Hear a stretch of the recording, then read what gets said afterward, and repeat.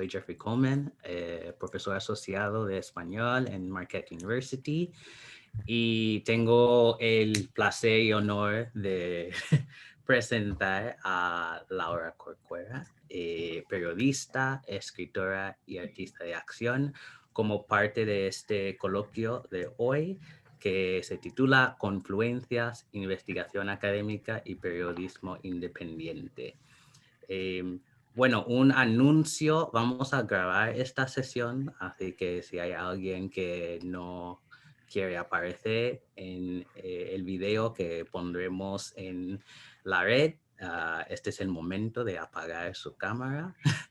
Y también esta sesión va a durar casi 2 horas, para que sepan, y ya pueden poner sus preguntas en el chat, que yo voy a estar revisando el chat durante toda la sesión, y pasaré las preguntas a Laura cuando lleguemos al final. Y bueno, por parte de ALCES, nos saben que estos coloquios tenemos cada mes y bueno, al final de la sesión anunciaré el coloquio que viene en marzo sobre maternidad. Pero por ahora paso la palabra a Laura. Muchísimas gracias por venir. Muchas gracias, Jeffrey, compañero. Aquí estamos readaptándonos porque no nos queda otra y esta sala de encuentro es un ejemplo de ello. Así que más allá de que Miguel Mora o Alfonso Armada se vayan a sumar, que será una pena porque no habrán escuchado las cosas que hayamos dicho y entonces pues, sus intervenciones serán más limitadas, estoy reconfigurando en directo este encuentro a modo de diálogo entre Sara Babiker y yo, con la intervención de todas las oyentes que estáis aquí. Voy a empezar compartiendo un texto que he escrito para la ocasión.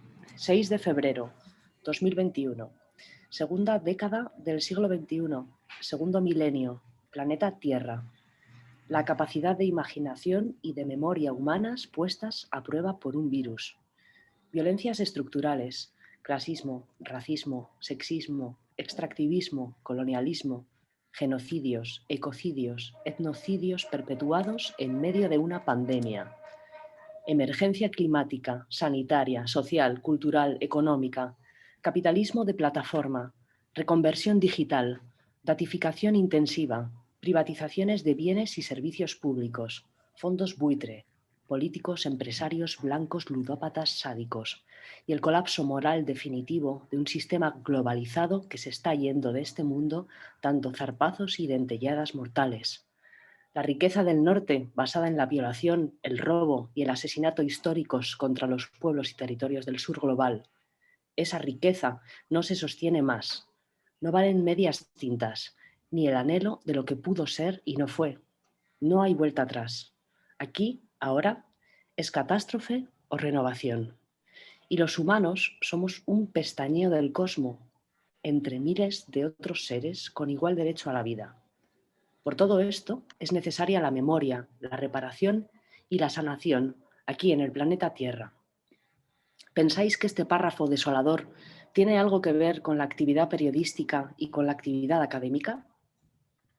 Los centros de poder han organizado las sociedades para que funcionen como un mercado. El núcleo de ese mercado no es el intercambio, sino la competencia. Y la competencia no es algo espontáneo, sino que hay que crearla. Los estados tienen la función de fabricar las condiciones de competencia y para eso es necesaria la desigualdad. Así que fabrican desigualdad. Una desigualdad móvil, puesto que nadie tiene garantizada su situación y siempre habrá alguien por encima y por debajo. Esa desigualdad móvil fabricada es el motor del neoliberalismo. Dentro de esta tecnología de gobierno que es el neoliberalismo, los medios de comunicación consiguen que hagamos o que no hagamos, en el orden del discurso racional, colonial, blanco, en las reglas del juego, mintiendo, discriminando, criminalizando, y en la subjetividad de los modos de ser, sentir el mundo, premiando o castigando. En tiempos de oscuridad, allí donde nos encontremos, estamos obligadas a reflexionar con calma y profundidad, a dialogar y a hablar de reconstruir formas de vivir que permitan superar esta crisis global y las que vendrán. Frente a la competencia, la cooperación, las confluencias. Y no basta decirlo, es necesario hacerlo. Hoy, en 48 horas, producimos la misma cantidad de datos que todos los producidos desde el invento de la imprenta. Los humanos estamos produciendo muchos más datos de los que somos capaces de almacenar. Al mismo tiempo, estamos sufriendo una pérdida de nuestra capacidad de memoria y de cálculo.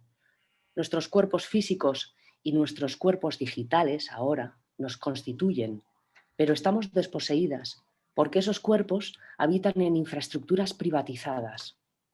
En el hacer periodístico y en el hacer académico, paradójicamente, o no tan paradójicamente porque forman parte de las estructuras de poder, faltan pedagogías, falta información y faltan referencias para cambiar el mundo.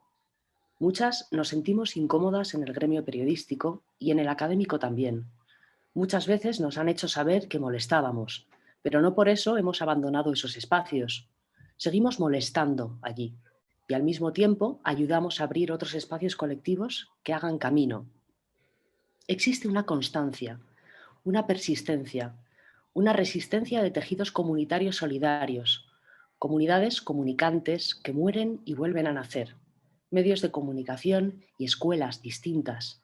Son organismos vivos de producción colectiva de conocimiento, auténticos archivos de procesos de cambio social más allá de la noticia o del aula puntual.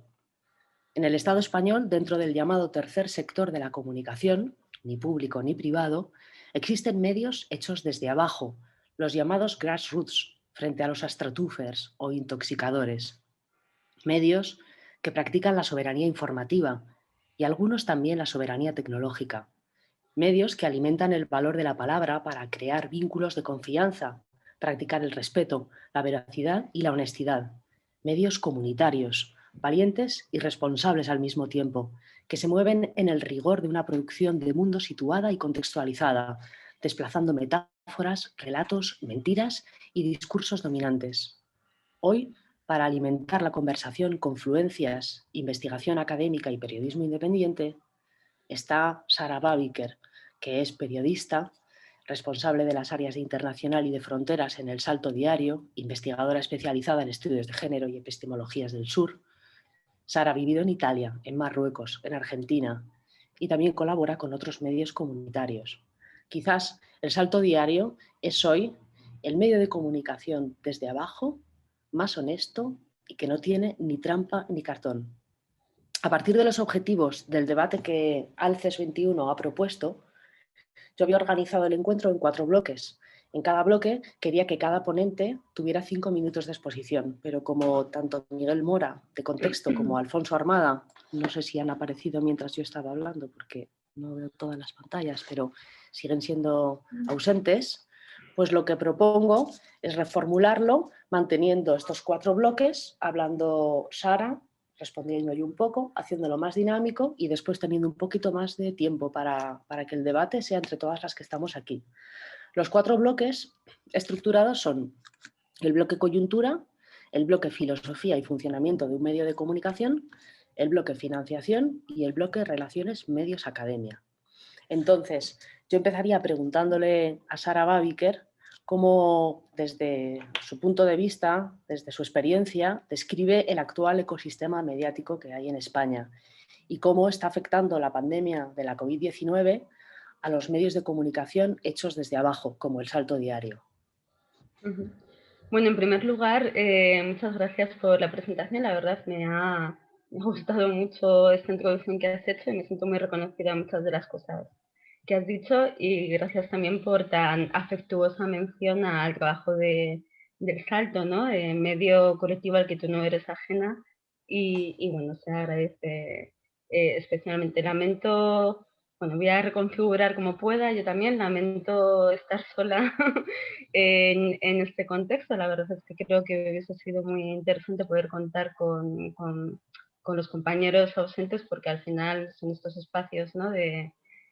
Compartidos en los que nos encontramos e interlocutamos de donde podemos sacar bueno, provecho, ¿no? A la inteligencia colectiva, a las experiencias de cada cual, que tienen cosas en común, que interseccionan, pero que también aportan miradas diversas y enriquecedoras. Yo, bueno, como me ha presentado Laura, soy Sara, aquí son las 8:22 de la noche y yo llevo todo el día trabajando, con lo cual este ser que vais a ver es un poco una expresión física, digamos, de lo que está suponiendo este año aquí, y entiendo que allí también, en todos los lugares desde los que me estáis escuchando, ¿no? Como una mezcla de agotamiento y estrés en lo personal, pero también como medio, ¿no? Porque al fin y al cabo los medios somos las personas que los formamos y las personas que nos leen y las sociedades en las que trabajamos. Respecto a lo que me pregunta, bueno, quiero puntualizar también, es genial que vayamos a tener más tiempo para debatir. La verdad es que veo que sois un grupo no muy numeroso y creo que se puede dar una dinámica interesante, ¿no?, de conversación. Yo también tengo mucha curiosidad por lo que habéis ido viendo y por vuestros pareceres, ¿no?, a partir de lo que vamos a exponer. Bueno, respecto al ecosistema de los medios, bueno, venimos un poco de donde venimos, entiendo que en el Estado español y en todas partes, ¿no? Una concentración muy fuerte de los medios de comunicación, una conexión a ratos, no me sale ahora mismo la palabra, pero una cierta contaminación entre los intereses, entre la labor informativa y los intereses económicos, y, y luego al mismo tiempo una forma de generar contenidos que se ajusta a un marco muy definido, ¿no? Una polarización brutal que se refleja en la sociedad y que los medios alimentan. Pero es curioso, ¿no?, porque de hecho Laura hablaba de los marcos. Esta polarización opera, digamos, en un marco muy restringido, ¿no? Y hay unas grandes afueras de lo que los medios de comunicación masivos, ¿no?, con mayor capacidad económica, mayor alcance, que tienen la capacidad, digamos, de consolidar el discurso principal, van generando, ¿no?, este ámbito de lo pensable, de lo debatible, de lo posible, de lo discutible, de lo tomable en cuenta. Y además esto sucede en una competencia, en un ámbito de la economía de la atención continuo, ¿no? O sea, llamar la atención, conseguir la atención y con ello conseguir las consecuencias económicas, digamos, ¿no?, que reporta esta atención, es una carrera continua. Con lo cual también estamos en un ámbito informativo muy presentista, ¿no?, muy centrado en un presente continuo que se agota todo el tiempo, que no dura más de un día, de una jornada, que se desliga del pasado, de las causas, de los precedentes, de las estructuras, ¿no?, las condiciones estructurales que llevan a estos hechos que suceden frente a nuestra mirada sin detenerse, casi ni un minuto, y también sin una idea de futuro, ¿no?, sin una proyección de futuro. Aquí, bueno, en el Estado español recomiendo, voy a ir tirando recomendaciones así de vez en cuando, porque creo que todo este discurso sobre la información también se nutre de miradas desde otras perspectivas, ¿no?, desde la filosofía, desde la antropología. Hay una autora que se llama Marina Garcés, ¿no?, que reflexiona, una filósofa, que reflexiona sobre este momento, en cuanto que parece, ¿no?, que todo lo que podemos hacer es gestionar la forma de no caer en el abismo, ¿no?, en lugar de avanzar hacia una propuesta de futuro vivible, de futuro deseable. Todo el marco, todos los imaginarios tienen que ver con evitar llegar al abismo, gestionar, digamos, la decadencia social, económica o lo que sea, ¿no? Entonces, este marco estrecho, con esta escasa mirada hacia el pasado, ¿no?, y sin capacidad de imaginarios, de pensar en otros futuros, es un poco el ámbito en el que nos encontramos como ciudadanos y ciudadanas que consumimos información, y también como medios que luchamos, digamos, por generar discurso, proponer discurso, permitir miradas, ¿no?, fuera de este marco. Todo esto en lo material, porque lo material siempre es muy importante, ¿verdad? Se desarrolla en un marco de precarización brutal de la profesión, ¿no? Cada vez es más difícil ser periodista como profesión. No sé si, supongo que será parecido en Estados Unidos. Me gustaría escucharos al respecto.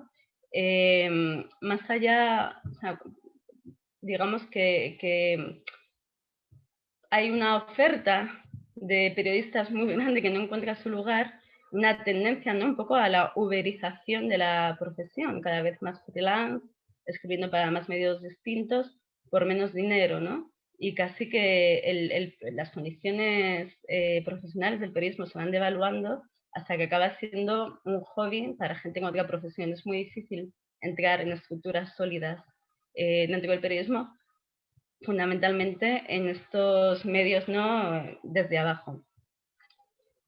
Y bueno, y entonces, ¿qué pasa, no?, en todo este contexto que he explicado muy someramente? Llega el COVID, llega pues, la pandemia, llega todas sus consecuencias económicas y todo este proceso se acelera todavía más, ¿no? Yo no sé cuál será vuestro estado de ánimo y de salud mental y física después de este año, pero da la impresión de que todo este proceso que ya estaba en camino se acelera a un ritmo muy difícil de seguir, ¿no? Entonces, yo creo que no nos vamos a olvidar de, bueno, tú de hecho, Laura, retomabas la fecha, ¿no? No nos vamos a olvidar de ese mes de marzo, ¿no? Fundamentalmente, por lo menos aquí en el Estado español, en el que de un día para otro todo cambió, ¿no? De pronto nos vimos arrastrados por la actualidad era nuestra existencia también. Entonces, esto para los medios pequeños, ¿no?, para los medios pequeños, independientes, que somos poca gente, para todo lo que pasa, por un lado, como potenció una energía que desconocíamos que teníamos, ¿no? O sea, de pronto en muy poco tiempo multiplicamos nuestra producción, porque al final también se daba la circunstancia, ¿no?, de que más que nunca antes la actualidad, lo que pasaba era nuestra vida, ¿no? Al fin y al cabo, todas las cosas que pasaban estaban pasando en nuestra vida y de una cierta forma éramos más de la sociedad, o la sociedad éramos más nosotras que nunca, ¿no? Y bueno, fue no parar, ¿no? De hecho, bueno, es que puedo recordar perfectamente el día que marcó como el antes y el después, que fue el día que cerraron los colegios, ¿no? Que eso es, hablando de los cuidados, fue algo que afectó muy fuertemente a gran parte de la redacción. Por un lado, pensar que era imposible pues, trabajar teniendo a los niños y las niñas en casa, y por otro lado, trabajar más que nunca, ¿no? Estábamos como poseídos por el momento. ¿Y qué pasó? Bueno, pues que tuvimos, en cierto modo, que ver cuál era nuestro lugar en todo esto, ¿no? Si nos sumábamos a la carrera loca, y de hecho lo hicimos en el principio, de los consejos de ministros, de los que salían anuncios, había anuncios importantes a todas horas, había como una especie de espectacularización de la producción de información desde arriba, ¿no? Hasta cierto punto. Entonces todo el mundo sacaba cifras, sacaba actualizaciones, todo era actualización continua, ¿no? Y en todo este paisaje hubo que parar un momento y decir cuál es nuestro sitio y qué sombras, ¿no? Fuera de este marco hegemónico queremos iluminar, ¿no? Y fue muy interesante, o sea, lo sigue siendo, ¿no? Pero al final nos acostumbramos a todo y creo que también, en cierto modo, nos hemos acostumbrado a ese marco. Fue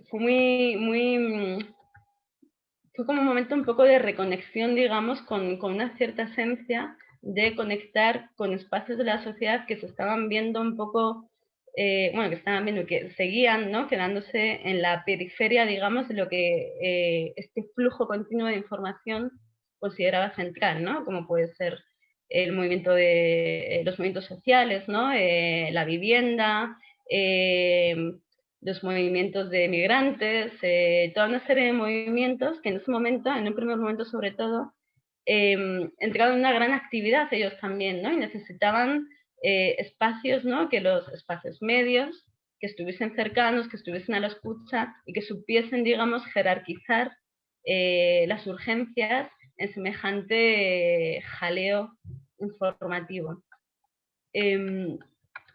Y bueno, esto fue un poco lo voy a dejar aquí de momento, si quieres que continuemos con la conversación. Bueno, yo voy a proponer seguir manteniendo nosotras el diálogo, que será más corto de lo habitual, porque somos 2 en vez de 4, y después tener más tiempo para abrir el micro para todas, ¿vale? Yo, por continuar, antes de cerrar este primer bloque de contextualización, coyuntura, estado de panorama de medios, creo que, claro, estamos hablando de la situación en el Estado español, ¿no? En Estados Unidos es otra cosa, en Brasil es otra. Pero en el Estado español, desde el 2011, justo pues en paralelo a todas las movilizaciones de los indignados, ¿no? Del 15M, hay una primera crisis de modelo periodístico muy gordo en el que casi 400 medios de comunicación tuvieron que cerrar por una cuestión de crisis también de financiación publicitaria, también de una reconversión digital que no se estaba llevando como se podía llevar de forma sostenible, y salieron al mismo tiempo casi unos 400 medios emergentes con otras formas. Para empezar, con una preocupación por lo social que la empresa informativa convencional no tenía, ¿no? Ahí había una cuestión muy de mercantilización de la información. O sea, yo vendo periódicos como puedo vender zapatos, pero todos esos medios emergentes sí se plantean un compromiso con lo social que es muy profundo y que a día de hoy pues hace que veamos que el panorama se ha enriquecido mucho, ¿no? En su momento estaba Diagonal, que fue la antesala del Salto, ¿no? Y Diagonal estaba muy solo en ese páramo,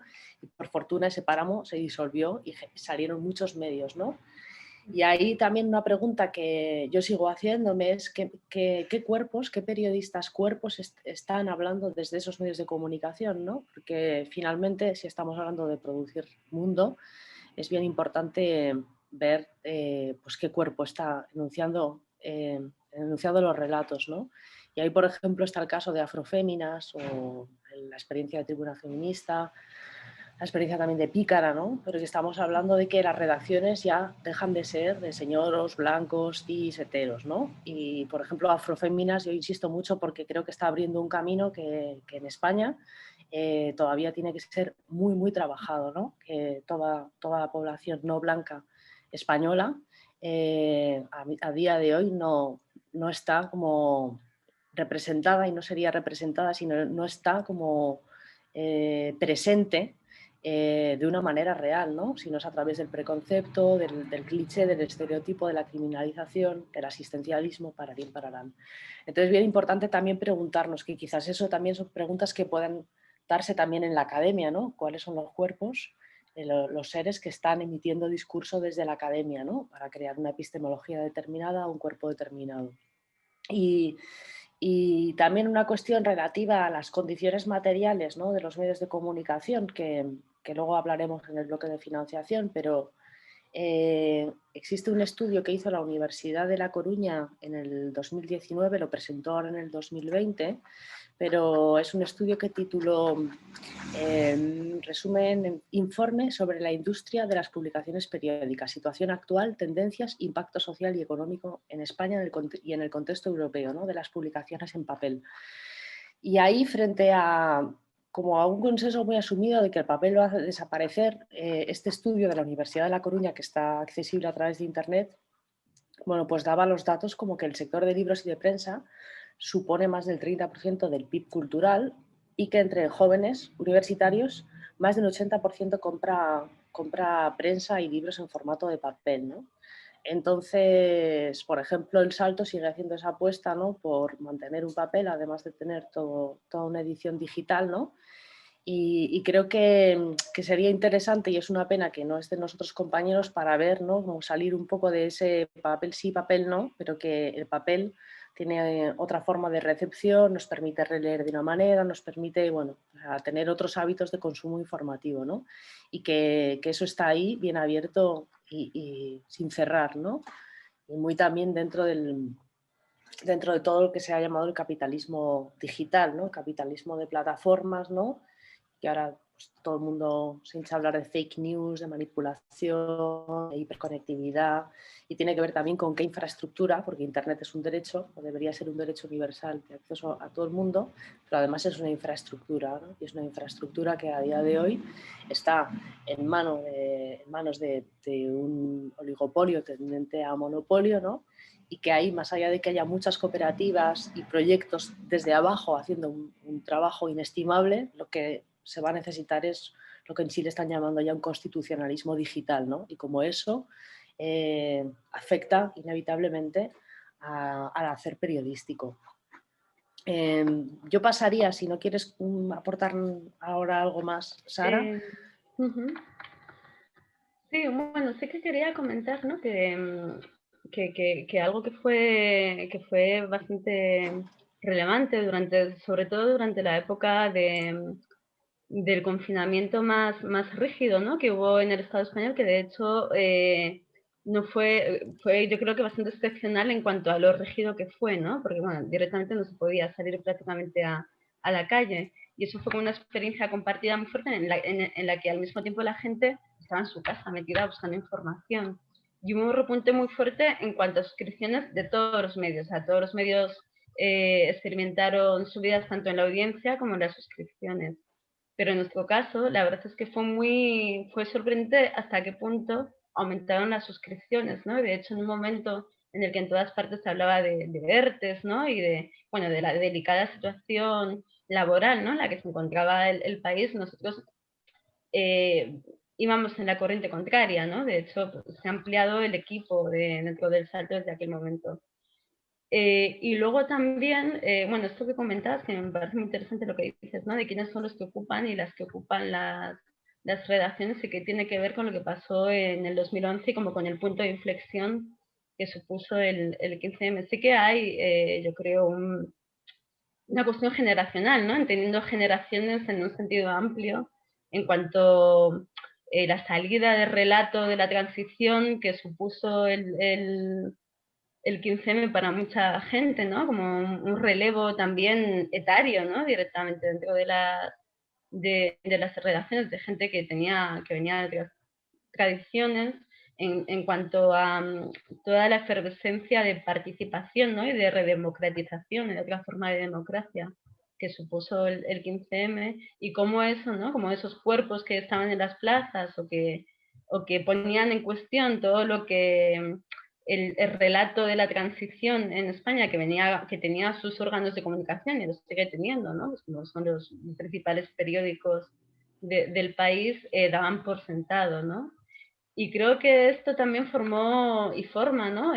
Parte de esta comunidad, ¿no? Que decía yo, de la que uno se sentía parte un poco durante estos tiempos en los que buscábamos resaltar estos espacios fuera, ¿no? de la centralidad de la información. Y fue muy interesante las alianzas que se generaron entre los diversos medios, ¿no? Porque, bueno, como decía Laura, hubo muchas cabeceras que se fueron formando después del 15M. Es muy difícil su reproducción y su continuidad, ¿no? Y ha habido muchos proyectos que han nacido y no han podido ser continuados en gran parte por la crisis de la prensa, por las condiciones materiales. Para mí, algo que fue muy emocionante durante esta etapa, y bueno, es una pena que no esté Miguel o que no esté Alfred. Miguel está, así que nos está escuchando. Bueno. Luego Genial. acaba de entrar. Ahora... Bienvenido. Fue, por ejemplo, la cuestión, ¿no? de que empezamos, ¿no? Entre diversos medios que compartimos filosofías a compartir los artículos entre nosotros, ¿no? Los medios amigos. O sea, el hecho de ver nuestros artículos compartidos por otras o compartir los artículos de otros, para mí también generó como, no sabría si llamarlo identidad, ¿no? Pero la sensación de un espacio común, de un discurso común, de una mirada común sobre ese mundo tan loco, ¿no? En el que estábamos, que en ese momento era reconfortante. Y también creo que son alianzas naturales desde lo ideológico y también un poco desde lo vivencial, ¿no? Porque, bueno, muchas hemos escrito en varios de estos medios, muchos nos conocemos personalmente y, bueno, lo dejo ahí. Voy a recapitular un poco. Bienvenido Miguel Mora, que es periodista, cofundador y director de Contexto. Miguel trabajó más de 20 años en el diario El País, primero en la edición internacional y luego como redactor de la sección de Cultura y como corresponsal en Lisboa, Roma y París. Y se acaba de incorporar a este debate. Estábamos en el primer bloque hablando de coyuntura y describiendo entre Sara y yo pues cómo estamos sintiendo el actual ecosistema mediático en España, ¿no? Y cómo ha afectado la pandemia o está afectando la pandemia del COVID-19 a los medios de comunicación hechos desde abajo. Entonces, no sé si es un poco así abrupto que compartas No, alguna estupendo, he oído, cuestión. Si te apetece intervenir ahora, estás sí, si queréis, invitado. estupendo. He oído una parte de lo de Sara y estoy totalmente de acuerdo. Con lo del papel que has dicho tú no estoy tan de acuerdo, pero bueno, eso lo podemos hablar después. Perdonar a todos el retraso, me he liado y luego no funcionaba bien el enlace, pero bueno, ya está resuelto. Disculpas a todos. Sí, lo que estaba contando Sara básicamente es, y tú es así. Hoy os he mandado una captura de pantalla con la audiencia de este año de Contexto, no sé si la podéis ver en el chat, en el que se ve el subidón que dimos en febrero y sobre todo en marzo y abril hasta mayo de lecturas. No fue tanto que también una cuestión de suscripciones que se mantuvieron y hicimos una llamada también a la acción en vista de que económicamente el año se iba a ir claramente al carajo y entonces los lectores, las lectoras y los lectores respondieron suscribiéndose también mucho, pero sobre todo lo que vimos es que se expandió muchísimo la revista a lectores fuera de España. Empezaron a leernos muchísimo en América Latina, mucho más de lo que nos habían leído nunca, en Estados Unidos también, y eran todo piezas relacionadas con la pandemia. Por ejemplo, una de las piezas que dimos y dio la vuelta al mundo fue una crónica de Alba Sidera desde Italia, contando cómo había sido lo de Bérgamo, cómo la patronal se había negado a cerrar las fábricas y había obligado a ir a trabajar a la gente, y eso había supuesto una masacre en vidas humanas. Y esa pieza, por ejemplo, tuvo 600.000 lecturas y todavía recorre, sigue por ahí, ¿no? Y ese fue un poco el símbolo de que de repente una revista pequeña y que, bueno, tenía alrededor de un 10% de lectura en América Latina o fuera de España, de repente este año hemos multiplicado por más de, o sea, hemos tenido subidas del 150% en las lecturas desde América Latina, ¿no? Yo creo que en ese sentido y en el otro sentido de la solidaridad entre los medios del que hablaba Sara, la pandemia ha servido para que los medios, digamos, hechos desde abajo y que no tienen un interés en marcar agendas que respondan a bancos o a grandes empresas, sino que intentan ser un servicio público, es cuando se vuelven realmente útiles, ¿no? Es decir, en momentos así, en los que es muy difícil pararse a pensar, porque muchos medios mainstream lo que hacen básicamente es inundarnos con cifras y con relatos que siempre tienen que ver con intereses de los poderosos. Los medios pequeños, que no tenemos tanta prisa y que no publicamos tanto y que intentamos pensar antes de publicar, tenemos un hueco mucho más evidente, ¿no? Que es el hueco de la reflexión, del análisis y de una mirada sobre la realidad que no esté mediatizada ni por la farmaindustria, ni por el sistema bancario, ni por el sistema económico imperante, ¿no? En ese sentido, yo creo que nosotros hemos acabado el año con 7 millones de lectores y lectoras y con 10.000 suscriptores, que es un récord en las dos cosas para Contexto. Y bueno, nosotros pensábamos que éramos un medio útil, pero sabiendo que éramos un medio de nicho pequeño, ¿no? Y que no tenía un recorrido, bueno, como ni queríamos tener tampoco un recorrido mucho más amplio que ese, porque somos por naturaleza pequeños, porque publicamos por naturaleza pocas cosas, 4 o 5 piezas diarias, contra, por ejemplo, pues las 200 que puede publicar el diario.es en este momento, o Infolibre debe andar por 150. No sé el salto cuántas publica Sara, supongo que menos también, pero nosotros siempre hemos tenido esa vocación de ser pequeños, ¿no? Y a través de nuestra pequeñez poder dar mejores cosas y menos, pero mejores cosas. y en ese sentido, pues este año ha sido, yo creo que una confirmación de que el modelo editorial de intentar dar información de calidad y de servicio público en un ecosistema pues muy putrefacto por los oligopolios, porque muchas de las grandes cabeceras están sostenidas artificialmente por instituciones financieras o por fondos buitre, etcétera, confirma que hay un modelo alternativo que, como decíais, yo creo que tiene un gran impulso, por lo menos en España, con el 15M, porque se horizontalizan las redes, también tiene mucho que ver, porque horizontalizan también los relatos, democratizan el acceso a la información y democratizan también la opinión pública, ¿no?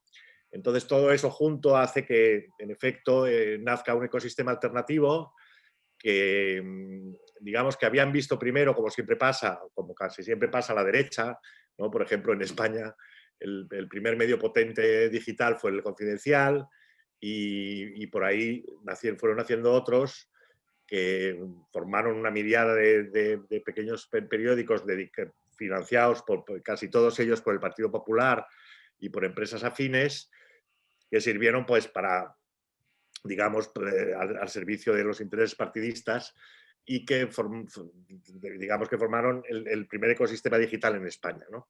Y ese ecosistema digital se ha visto compensado con el nacimiento de otro ecosistema, digamos, de izquierdas o progresista, mucho más precario que el de la derecha, porque no tiene la financiación que tiene el ecosistema de la derecha, que depende mucho más de sus suscriptores y que adquiere formas además pues, o de cooperativas o de organizaciones sin ánimo de lucro o de pequeñas pymes, como es el caso de Contexto, que es una pyme que tiene 150 socios capitalistas, digamos, pequeñas aportaciones de capital de lectores y de periodistas que trabajan en el medio, que en el fondo es una cooperativa, pero sin tener la forma legal de cooperativa, ¿no? En este momento están llegando mensajes aquí de gente que nos da la enhorabuena porque estamos a 20 suscriptores de los 10.000, y yo creo que eso es una buenísima noticia, no solo para Contexto, sino para este ecosistema que tiene que conseguir sobrevivir llamando la atención de los lectores para que paguen por la información que les damos, porque si no, no va a ser posible sobrevivir. Nosotros, no sé el salto como es, pero nosotros tenemos, este año último hemos tenido un 65% de los ingresos han venido de las suscripciones, y, por ejemplo, de la publicidad ha venido un 13%. Entonces, y luego cosas que nos inventamos, como la venta de libros, la edición de libros, la venta de marketing, de merchandising en la tienda digital. Es decir, nosotros hemos intentado siempre diversificar lo máximo posible nuestros ingresos, sabiendo que el único modelo sano y sostenible es el de los suscriptores. Y el problema es que hay una gran cantidad de medios parecidos a Contexto que tienen la misma orientación editorial o ideológica, que están en la misma situación. Entonces, esa competencia entre nosotros es lo que tenemos que ver cómo se puede mejorar, es decir, cómo podemos, creo que Sara ha hablado de esa iniciativa que fue de compartir artículos entre varios medios, amigos. Luego hemos creado también una asociación, una plataforma que se llama la Plataforma de Medios Independientes, en la que estamos 16 medios, en la que, digamos, hemos intentado presionar para que el ecosistema informativo sea más transparente, más plural y más solidario, y que hemos desarrollado básicamente con un proyecto que ha sido la elaboración de la primera encuesta sobre la monarquía, de la primera gran encuesta sobre la monarquía que se ha hecho en España en un momento en el que nadie quería hablar de ese tema, ¿no?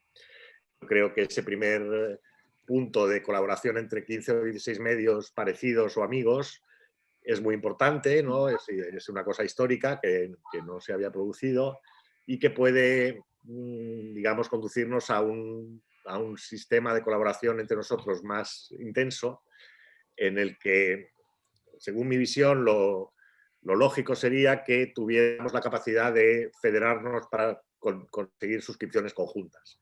Esto es complicadísimo porque supone que los sistemas de pago, los sistemas tecnológicos de almacenamiento de los datos hay que compartirlos, lo cual tiene mucha complejidad legal y no solo técnica, entonces es un proyecto que, digamos, no existe todavía, pero que yo creo que debería ser una parte del futuro, ¿no? Yo creo que para que estos medios alternativos podamos subsistir, no podemos pelearnos por los suscriptores entre nosotros porque la gente no tiene medios para suscribirse a 4 o 5 medios distintos, valga la repugnancia, y entonces tenemos que ir a un modelo en el que por lo menos una parte de los ingresos estén federados, ¿no?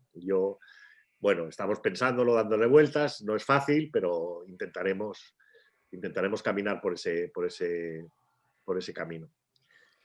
Y Bueno, no quiero hablar mucho más, creo que más o menos este año ya ha quedado resumido. Si tenéis cualquier pregunta, estoy encantado de responder. mira, Miguel, como no has estado en el comienzo, voy a recordar que aquí hay varios bloques, entonces vas a poder volver a hablar, no te preocupes. Tú has hecho un poco ahora la transición entre lo que estábamos comentando antes de que llegaras tú, que era el contexto mediático, más allá de hablar cada uno de su propio medio, y has engarzado con los otros dos bloques, que es la filosofía de cada medio, en este caso del salto diario y de contexto, además del tercer bloque, que es la financiación, ¿no? Entonces, antes de pasarle la palabra a Sara para que nos explique un poco cuál es la filosofía del salto y el funcionamiento interno de esta cooperativa, precisar que sí que ha habido, antes de la plataforma de medios libres, otras experiencias de coordinación y justamente en la línea de confluencia y no de competir, sino de cooperar, como fue Filtrala. Hubo varias coordinadoras que desde el año 99 se han hecho, con poca duración, pero coordinadoras de medios independientes en todo el estado. Así que, Sara, si quieres tomar la palabra. Muy bien. Bueno, en consonancia con lo que comentaba Miguel, ¿no? Era muy interesante cuando compartíamos pues artículos de otros medios, incluso cuando nos mencionábamos mutuamente, sí que se repite mucho la demanda, ¿no? Por parte de la gente que nos lee, que en cierta forma sí que son un mismo nicho, ¿no? Yo creo que quizás no, son como múltiples nichos dentro de un nicho porque cada vez la sociedad está como más matizada no sé cómo decirlo, es más plural, es más diversa en ese sentido, pero vamos que un comentario bastante frecuente era eso, ¿no? De ¿hay alguna forma de suscribirse y apoyaros a todos? ¿Cómo podemos hacer para apoyaros a todos? Porque, bueno, los recursos económicos son los que hay y es verdad que no se puede uno suscribir a 5 medios con los que simpatiza, ¿no? Entonces, también ese debate se integra en esta demanda, ¿no? No es algo que venga solo desde los medios. Bueno, el salto es un medio totalmente horizontal, es una cooperativa, de hecho, donde no hay jefes, no hay jerarquías, todos cobramos lo mismo, que es más bien poco, porque bueno, no da para mucho más. Y bueno, es autogestionado y es independiente. Nosotros no recibimos, pues, tenemos unas líneas rojas en publicidad que hace que la publicidad pues, realmente represente una parte pequeña, ¿no?, de nuestros ingresos, y es una publicidad que en realidad tiene mucho que ver con nuestro ecosistema, no quiero decir ideológico, ¿no?, pero con nuestro ecosistema lógico, digamos, ¿no? Mucha economía social y solidaria, muchas cooperativas, este tipo de pequeñas empresas y de entidades, ¿no?, de la economía social. ¿Cuál es la filosofía? Bueno, pues eso, es un medio independiente que busca una información que mueva, ¿no? De hecho, lo más dicho como somos la información que te mueve, en contacto con los movimientos sociales. Esto al final, bueno, como comentaba Laura antes, ¿no? La genealogía del salto también es un poco particular, ¿no? Porque viene de Diagonal, que fue un proyecto que duró pues, una década casi, ¿no? Que a su vez viene de Molotov, que directamente era un fanzine muy reivindicativo, ¿no? Entonces, todo este proceso que de hecho me siento un poco impostora porque yo no estuve en el meollo, creo que Laura incluso os podría contar más, pero sí que forma parte de la biografía de muchas personas que fuimos lectoras, colaboradoras y consumidoras de Molotov en su momento, que era este fanzine que, bueno, yo recuerdo a mi hermano traerlo de la universidad después de Diagonal, y bueno, y luego dimos el salto con el salto, ¿no? También en una vocación, ¿no?, de, sin abandonar, digamos, los movimientos sociales y el periodismo desde abajo, ampliar los públicos, ¿no? Tener una mayor llegada, poder tener una mayor influencia también, ¿no? En capas más amplias de la sociedad. Esto que comentaba Miguel, ¿no? Que durante la pandemia sentía como que se llegaba a otros públicos, ¿no? En su caso América Latina y demás, nosotros también sentimos que íbamos como atravesando fronteras, digamos, de públicos, ¿no? Bueno, pues que nos íbamos desnichando un poco, íbamos ampliando los espacios en los que se nos leía y en los que se nos compartía y en los que se nos tenía en cuenta, ¿no? Y bueno, al fin y al cabo, cuando alguien se dedica a la comunicación, también tiene la misión de influir, de cambiar, de transformar la sociedad en la que está trabajando, ¿no? Y para nosotras esto es un éxito. Bueno, respecto a la financiación, bueno, es que eso creo que era para después, ¿no? No, pero si quieres, Sara, ¿Sí? únelo, porque Vale, así pues, como estamos solo dos ponentes que faltaba Alfonso, vale. así le damos más. Vale, bueno, primero voy a hablar del funcionamiento. Ha sido muy gracioso porque cuando yo he socializado, porque en el Salto lo socializamos todo, hacemos reuniones a todas horas y hay como 800 grupos de discusión para tomar cualquier decisión, pues incluso el esquema, ¿no? Que me ha pasado Laura, yo lo he socializado para que cada cual pudiese aportar. Entonces, esta pregunta de cómo funcionamos internamente, ha habido un chiste interno de, bueno, esto todavía lo estamos decidiendo. Hay un colectivo editor, ¿no? que es más amplio, que creo que hay como 90 personas o así, que es el que toma las decisiones más importantes. Nosotros tenemos asambleas anuales y plenarios que antes eran semestrales, pero como nos parecía poco, ahora son bimestrales, ¿no? Entonces cada 2 meses temáticamente pues vamos tomando todas las decisiones que afectan, digamos, a pues, tanto a la línea editorial como al funcionamiento interno, los objetivos estratégicos del medio. Como empleadas, pues creo que somos para una plantilla de 20-22 personas, divididas en la redacción. No hay coordinadores ni responsables de nada, así que hay como, bueno, responsables. Sí que nos repartimos las temáticas, digamos, ¿no? Por afán de organización. Es un desafío muy interesante trabajar horizontalmente en una redacción porque pues implica procesos de decisión que no son siempre muy fáciles, pero bueno, también es un aprendizaje continuo, ¿no? Y una toma de responsabilidad de lo que cada cual tiene que sacar adelante. Y luego, bueno, pues hay otras personas empleadas, pues tanto en administración, promoción, publicidad, digamos, todos los roles habituales en un medio de comunicación, pero en pequeñito, ¿no? Entonces, sí que es verdad que el hecho de pues, tanto la filosofía del medio como la trayectoria, como un poco el compromiso, digamos, con el lugar en el que trabajamos, genera que no se sabe muy bien, ¿no? dónde acaba el periodismo, dónde empieza la militancia y que nuestra vida gire bastante en torno al medio, ¿no? Y bueno, y poco más, o sea, sí que os quería comentar que una de las apuestas importantes del Salto también, que bueno, Diagonal estaba muy centrado en Madrid, y una de las apuestas fue desterritorializar. Entonces sí que contamos con nodos en distintas partes del territorio español, ¿no? Pues desde Euskadi, Extremadura, el País Valenciano, no sé cómo tenéis la geografía española, pero en diversos lugares. Esto es para nosotros fundamental porque pensamos que es desde los territorios desde donde se conecta mejor, ¿no? Con las realidades, se tiene una interlocución más clara con los movimientos y también para combatir un cierto centralismo que se da en España que es bastante evidente y es difícil también de combatir, ¿no? Y que nosotras muchas veces caemos en este centralismo. Y bueno, que está siendo un desafío porque dentro de...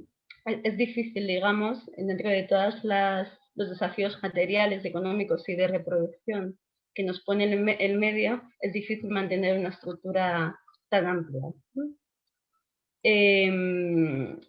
Y bueno, y lo voy a dejar aquí porque voy a decir algo más, pero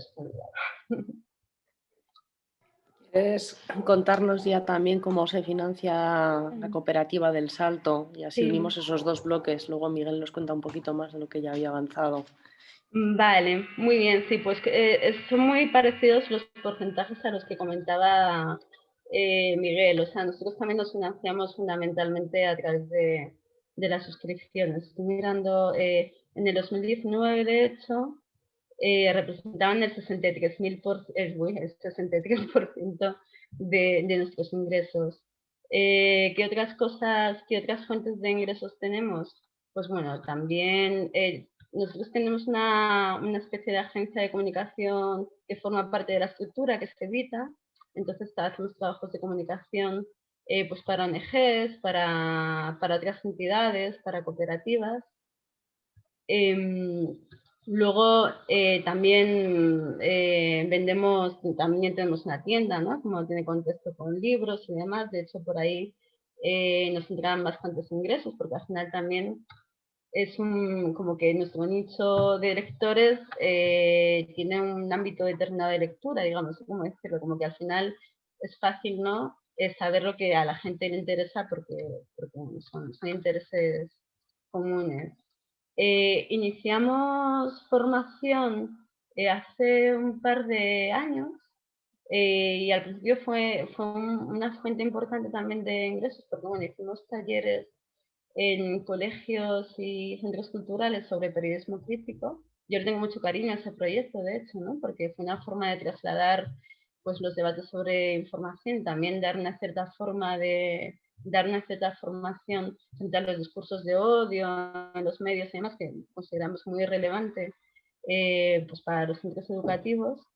Pero bueno, eso fue trastocado por la crisis bueno, por el COVID y porque se han pasado los chavales confinados casi todo el curso. Y luego ahora también hemos arrancado con formaciones online en una plataforma que justamente armamos el pasado verano. Teníamos una fuente de ingresos que era muy interesante, pero que también se ha extinguido con la situación covídica, que, bueno, que tenía que ver con los actos, ¿no? Me imagino que en el caso de Contexto también, actos, debates y todo lo que tenía que ver, por un lado, con armar comunidad, salir de la redacción, ¿no? Bueno, y poder dialogar con la gente que nos leía y que también eran ocasiones pues, para vender libros, para vender pues, nuestros productos y demás. Y luego también teníamos una fuente de financiación bastante provechosa, que lo voy a decir así seguramente, que era poner cervezas, porque participábamos en las fiestas de varios ayuntamientos y demás, entonces poníamos nuestras casetas de ahí que estábamos poniendo cervezas y nos sacábamos un montico. Y eso, bueno, pues también ha quedado atrás.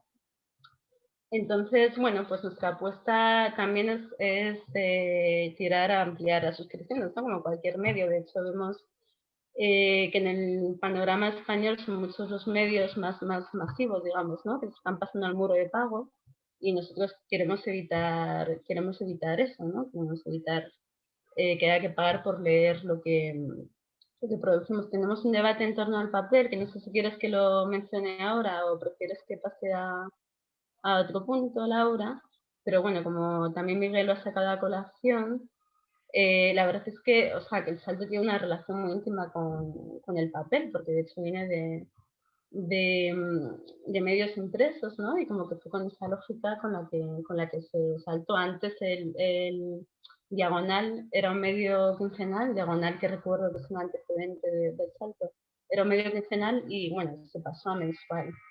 Entonces, identificamos un poco la relación de nuestros suscriptores con ese producto, que es el papel mensual que reciben en su casa, ¿no? Aunque cada vez hay más gente que se suscribe al medio, o sea, a la edición digital, que al final es lo mismo, pero bueno, en un PDF. Y es difícil, ¿no? Porque por un lado entendemos, hay muchos debates internos, hay debates internos sobre absolutamente todo en el Salto, y es difícil desvincularse, ¿no? De algo que conforma la identidad, que además es un producto muy cuidado, en el que se pone mucho mimo en el diseño, en la imagen gráfica, y que creemos que es algo, no es que lo creamos sobre la nada, sino que hemos hecho encuestas, ¿no? Respecto a ello. Es algo que se valora mucho, ¿no? Por parte de los suscriptores y de las suscriptoras. Tuvimos, dada la situación económica, ¿no? Las dificultades el año pasado, que replantearnos al menos cuánto papel producíamos, porque antes teníamos ediciones territoriales, creo que llegaban a ser 10. Eran ediciones donde había una parte que estaba adscrita, digamos, al territorio, bueno, pues estos territorios, ¿no? que os contaba. Entonces hemos llegado a una edición única, salvo Euskadi, ¿no? Que por su idiosincrasia pues sí prefirió, ¿no? Se votó mantener una edición territorial. Y esta edición única para mí es un proyecto muy bonito porque mezcla, digamos, contenidos en papel ligados a todos los territorios y del idioma de cada territorio, ¿no? Cuando tiene otro idioma, no es siempre el caso. Pero es verdad que cuesta mantenerlo, se lleva muchos recursos, ¿no? No por nada hay una crisis del papel tan... Se lleva muchos recursos económicos y se lleva también muchos recursos humanos, ¿no? Se lleva mucho de nuestro tiempo. Y yo comparto personalmente con Miguel la idea de la necesidad de generar contenidos más reflexivos, con más tiempo, más despacio, pero el salto es plural, diversas respecto a eso. Y es verdad que sobre todo en el último año estamos más ligadas a la actualidad y hay una voluntad también por ir siguiendo, ¿no? más de cerca la actualidad, y eso implica dedicar más esfuerzos, más recursos a la página web, ¿no? En detrimento, no sé si en detrimento, pero restando un poco de fuerza al papel. Entonces estamos en ese debate.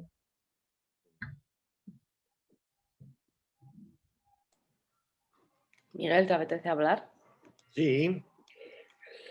Bueno, es muy parecido digamos, se parece mucho el salto y contexto, ¿no? La filosofía editorial es muy parecida, aunque eso nosotros quizás somos un poco más lentos y pesados y más largos de contenidos. Y en cuanto a la estructura de financiación es muy similar. Nosotros también hemos hecho eventos hasta que empezó la pandemia. Eran una gran fuente de ingresos para la revista. Hicimos las jornadas feministas en Zaragoza, que invitamos a 50 ponentes de todo el mundo, que fueron un pelotazo. Hubo 600 asistentes. Y esa es la manera de que empresas que normalmente no te dan dinero te lo den también para apoyar causas que, bueno, pues en ese momento les puede parecer adecuado poner su marca cerca, ¿no? Así como es muy difícil que te patrocinen o te den publicidad a empresas pues como el Banco Santander o Correos o Renfe, pues para ese tipo de eventos los patrocinios sí funcionan. Fueron una gran fuente de financiación para nosotros en 2019 y el año pasado se paró. Habíamos previsto las jornadas feministas en Extremadura en octubre y hubo que suspenderlas y ahora veremos cuándo las podemos hacer, no sabemos todavía. Y luego lo de las cervezas es crucial, o sea, no hay un periódico serio que no tenga un bar abierto, porque si no, es que no es un periódico. Entonces nosotros pensamos que la manera de salir de una página web, de tener contacto con su comunidad, era abrir un local, abrir un bar. Y abrimos un bar en octubre del 19, al lado de Olavide, en Madrid, en el centro de Madrid, que es un local estupendo, con 2 plantas, con 2 barras, mucho más importante las barras que las plantas, donde empezamos a hacer debates, talleres formativos e incluso espectáculos de teatro, poesía, música, y eso estaba teniendo un lanzamiento fantástico. Entre octubre y febrero debimos contagiar a medio Madrid de COVID, mucho más que el 8M, porque pasó por allí media España. Fue estupendo y se cortó radicalmente el 8 de marzo, ¿no? Y el 8 de marzo nos fuimos a casa, cerramos y se paró la apuesta por una financiación distinta y por una manera de hacer comunidad distinta, que era, digamos, la manera de poner a contexto en la calle, ¿no? Porque una página web difícilmente tiene contacto con sus lectores, difícilmente puede ver a su comunidad, y esta era la manera de comunicarnos con ellos y con ellas y de y de tener un centro, digamos, donde no solo estaba la redacción por la mañana, sino que por la tarde invitábamos a gente a hablar, hacíamos debates, etcétera, ¿no? Y es una experiencia que ha sido muy corta y que esperamos que podremos retomar. No hemos cerrado el local del todo, aunque estamos teletrabajando, sigue abierto, pero sigue digamos, en una etapa de que está latente, pero no abierto del todo. Hacemos un par de espectáculos para jóvenes jueves y viernes y cosas de música y de arte y de literatura, etcétera. Pero tenemos el aforo que solo caben 30 personas, con lo cual pues no cubrimos gastos, estamos ahí intentando mantenerlo para ver si podemos revitalizarlo una vez pase o lleguen las vacunas o en fin, se ponga la cosa un poco mejor.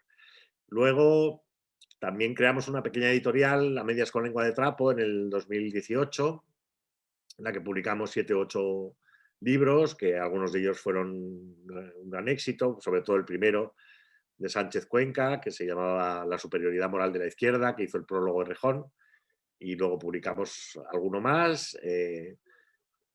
Fue bastante bien como experiencia, nos gustó y también publicamos un libro sobre las jornadas feministas, otro de feminismos, en fin, hicimos 6 o 7 títulos muy interesantes. Lo que pasa que, bueno, finalmente decidimos dejarlo porque era complicado la cuestión de los envíos, la cuestión del almacenamiento y siempre tener negocios al 50% con alguien que no es digamos, del ramo de la empresa, pues es complicado y preferimos simplificar. Y esa es un poco la parte financiera, es, digamos, lo que básicamente hay. Y respecto al papel, sí, una reflexión. Nosotros también pensamos que, como Contexto es una revista que nació en 2015 y era una revista nueva, y las revistas nuevas, si no tienen lectores jóvenes, no son nuevas. Lo que pensamos es que los lectores jóvenes no estaban habituados a leer papel y que había que sacar un papel además de tener la web, ¿no? Y entonces sacamos el dobladillo, nos inventamos el dobladillo, que es, además de ser en papel, es sostenible y ecológico, porque es un solo pliego doblado en 8, que se puede almacenar bastante bien, como A4, y se hace en papel ecológico, y es muy barato de tirar y muy barato de enviar, porque pesa poco. Y no es que nos lo inventáramos nosotros, lo copiamos de una revista francesa que se llama Lean, el formato, y ese es nuestro plus en papel para los suscriptores que pueden pagar un poquito más o que quieren tener algo de papel en casa, ¿no? Y tenemos, en este momento, acabamos de tirar, antes era mensual, ahora es bimensual, y acabamos de tirar el número de enero y febrero, que se está enviando estos días, y estamos enviando 2.500 ejemplares porque tenemos 2.500 suscriptores que quieren papel, que es más o menos el 25% del total. Todos los demás son suscriptores digitales. Yo creo que es una maravilla tener algo de papel y que debemos luchar por mantenerlo aunque no sea rentable, porque al fin y al cabo es muy probable que el papel vaya a ir desapareciendo poco a poco, aunque esto ya lo decía Cebrián hace 25 años y aquí seguimos. Y lo que sí es importante es que se impriman en papel cosas que no solo impriman los medios mainstream, es decir, que haya papel que sea papel alternativo y que sea papel combativo, que no sea papel al servicio de los bancos, ¿no? Y entonces eso es importante, y por eso yo creo que La Marea y El Salto también lo mantienen, porque todos creemos que es importante que no desaparecer de ese pequeño mundo del papel que está llamado a extinguirse, pero que no está dicho que se tenga que extinguir tampoco. Yo creo que si hay papeles que se hacen con cuidado, con bonitos diseños, con buena calidad y con los textos bien editados, no tienen por qué morir, pueden sobrevivir, ¿no? Aunque sea para una pequeña porción de lectores. Y no sé si, Laura, si te interesa que hable de algo más o que me calle para siempre. Para siempre no, pero yo creo que vuestras intervenciones lo que demuestran es que otras formas de organizar los medios de comunicación son posibles y necesarias. Y estamos hablando de ese tercer sector de la comunicación con el que hemos empezado la sesión, pero sería deseable que los medios públicos también aprendieran un poco, ¿no? de esa otra forma de organizar una empresa informativa. También a partir de vuestras intervenciones, lo que parece también claro es que para que un medio de comunicación hecho desde abajo tenga garantizada su supervivencia a largo plazo, pues la diversificación de fuentes de ingresos, la previsión de personal orientado a la búsqueda de fondos y también, fundamentalmente, la existencia de una amplia comunidad de apoyo, ¿no? Pues son 3 factores muy determinantes, ¿no? Y ahí el Salto, con su experiencia de 13 años anterior con Diagonal y con todo lo que está haciendo ahora a partir de esa reconversión también digital, pues es un buen ejemplo, ¿no? O contexto, ¿no? Con esos 10.000 suscriptores, ¿no? Como finalmente el tener una comunidad de apoyo, que no son bancos, que no son multinacionales, que no son lobbies, es una patita fundamental para que esa supervivencia pues se mantenga en el tiempo y en el espacio, ¿no? Yo pasaría ya al cuarto bloque. Hemos hecho el segundo y el tercero unidos, o sea que hemos hecho la fusión y ahora sería el tercero, que antes era el cuarto bloque de relaciones medios-academia, que supongo que aquí con todas estas personas que están escuchándonos y que esperemos que después nos hagan preguntas y comentarios, ¿no? Y puedan retomar todos los temas que han ido saliendo durante esta primera hora, bueno, pues que quizás en este bloque van a sentirse más interpelados porque muchas de ellas vienen, trabajan, habitan la academia, ¿no? Y ahí yo os pregunto, tanto a Sara como a Miguel, ¿qué relaciones existen en el medio de comunicación del que formáis parte con colegios, institutos, universidades, así como con profesorado y estudiantes, ¿no? Y si podéis compartir, no sé, imaginar otras formas de colaboración, ¿no? con eso llamado academia. Pues como si quieres, Sara. Vale, bueno. La verdad, yo desafortunadamente no tengo muchísimo que contar al respecto, porque es verdad que como entidad en sí, ¿no? El Salto no tiene una relación formal con la academia. O sea, creo que no son pocas las personas pertenecientes a la academia que colaboran con tribunas, que aportan análisis, con las que hay una conexión importante. Tendemos mucho como fuentes también a recurrir a la academia, sobre todo a esa parte de la academia más conectada, digamos, con la crítica social, que comparte una filosofía de transformación, ¿no? de traspasar los límites académicos y transformar la sociedad, pero todavía tenemos que trabajar más esa vertiente. A título individual, sí, varios de nosotros y de nosotras pues hemos dado charlas, o hemos participado, o hemos acudido a alguna convocatoria del mundo académico, bueno, de las universidades, ¿no? O sea, en ese sentido, pero más a nivel individual, porque bueno, somos las partes del Salto, pero también pues cada cual, ¿no? Somos requeridos o requeridas por diversas facetas, digamos, en nuestra labor como periodistas, pero también fuera, ¿no? Del medio. Sí fue muy interesante lo que os comentaba antes de los talleres que dimos en colegios, que eso fue posibilitado por un programa, bueno, hubo varios, ¿no? Y de hecho cada cual se financió de una forma distinta y fue acompañado, digamos, por instituciones distintas. Pero para mí sí, de las experiencias más bonitas, ¿no? Y más interesantes de sinergias con el mundo educativo fueron estos talleres que pudimos dar, ¿no? Como ciclos de formación en institutos de periodismo. También porque, bueno, fueron en mi barrio la mayoría, con lo cual fue muy interesante también pues, abordar cuestiones, ¿no? de delitos de odio con un barrio donde la mayor parte la mayor parte, digamos, de la población escolar es de origen migrante, ¿no? Y tiene que confrontar esos discursos, ¿no? Pues, cotidianamente. Fuimos también a algún centro cultural, pero bueno, eso es algo que queremos seguir desarrollando, pero que es muy difícil de sostener económicamente también, porque dependemos de financiadores terceros, digamos, porque los propios colegios no suelen tener presupuesto, el presupuesto que tienen es muy limitado para este tipo de actividades, y bueno, y luego aparte por todo el contexto por todo el contexto de la pandemia, ¿no? Por otro lado, sí que entramos en conversaciones para ver si los cursos que hacemos a través de la plataforma virtual podían estar respaldados, acompañados por una institución académica, pero eso es algo que está todavía vamos, que creo que ya has osado incluso comentarlo aquí, ¿no? Que está en un estado muy embrionario.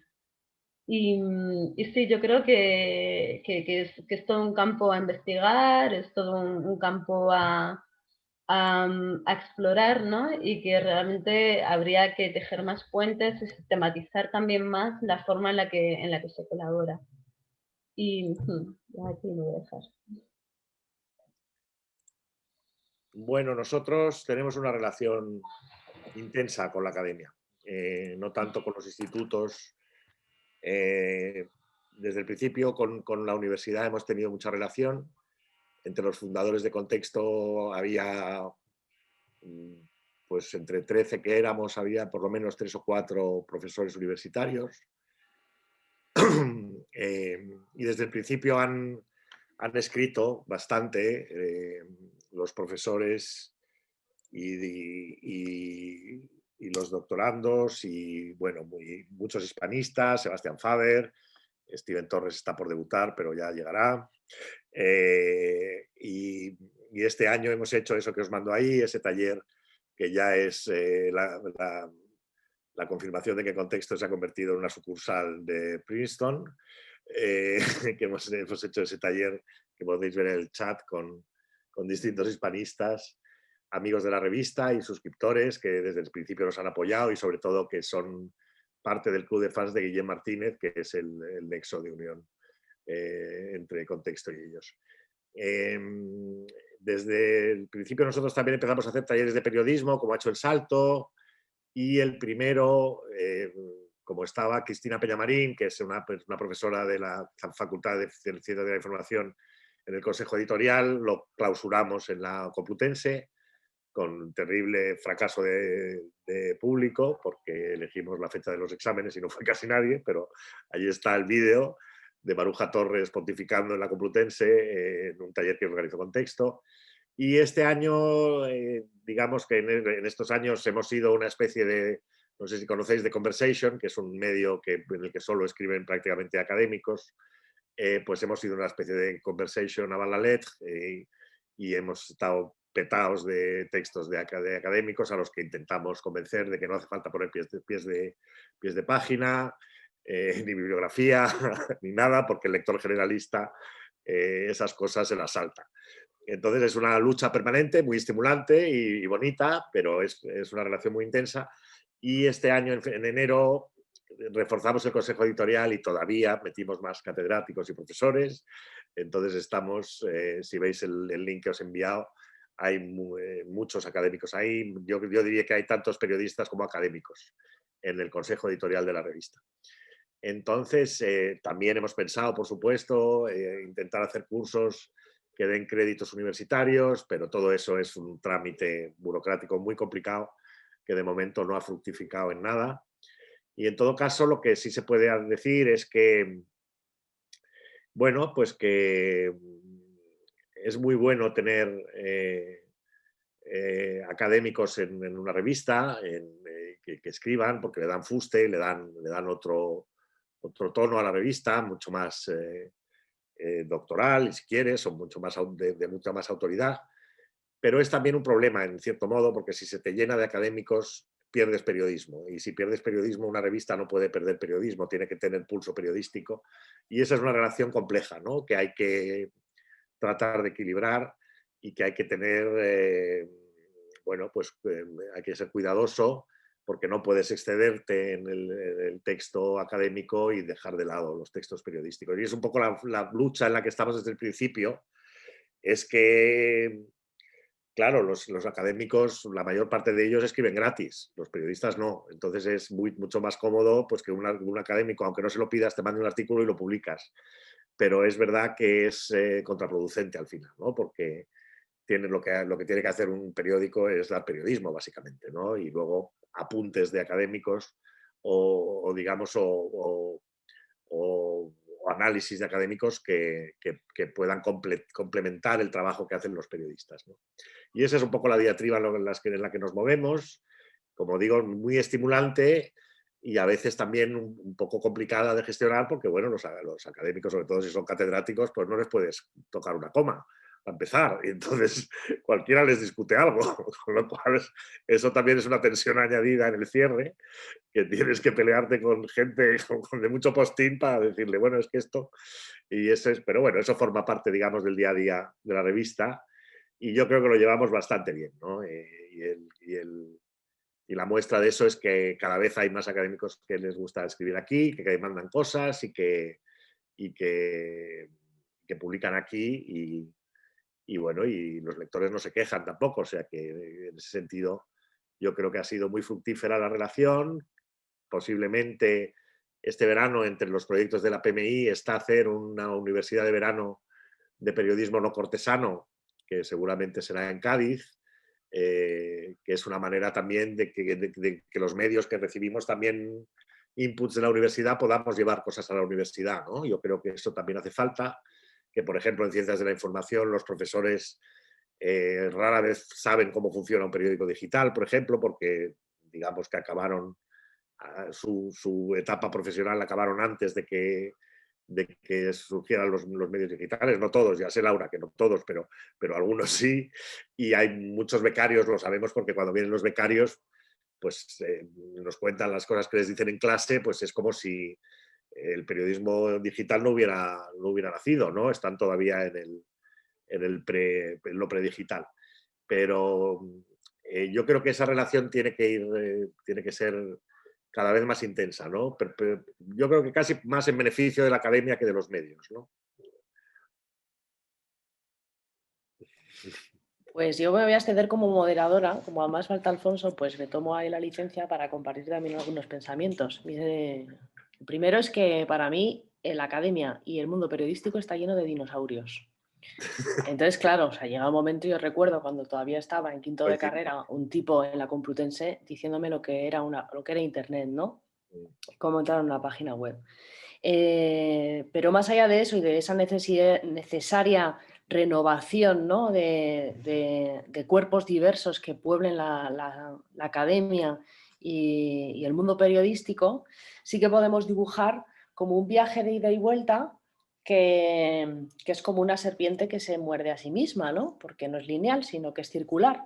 En esa ida estamos hablando de fuentes, porque como periodistas la verdad es que el mundo de la academia, y no me refiero solo al ámbito universitario, o sea, también al ámbito de la investigación, al ámbito de los institutos, de los colegios, ¿no? Son fuentes de información pues muy preciadas.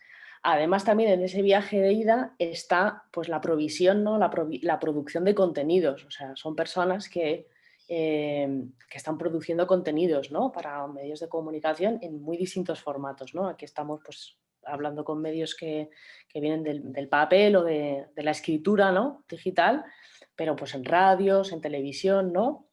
Entonces, como proveedores y productores de contenidos, yo también a veces imaginaba pues, que si una catedrática tiene un sueldazo, pues puestos a imaginar, podría colectivizar ese sueldazo para el medio en el que está colaborando, que tiene una suerte de dificultades y de precariedades, ¿no? para seguir hacia adelante. Entonces, justamente me ha venido eso a la cabeza, lo he recordado cuando Miguel decía, pues hay periodistas, claro, y tú como periodista no vas a trabajar gratis, no puedes. Claro. O si lo haces es por un compromiso activista con un determinado medio, pero no es por defecto que vayas a trabajar gratis, ninguna profesión lo hace.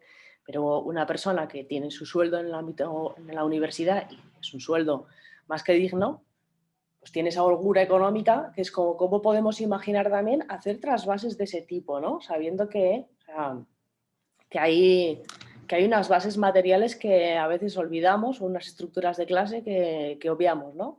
Y en la vuelta está toda esa parte de presencia a través de lo pedagógico de talleres de alfabetización digital, de soberanía tecnológica, de periodismo crítico, talleres presenciales, talleres online, ¿no?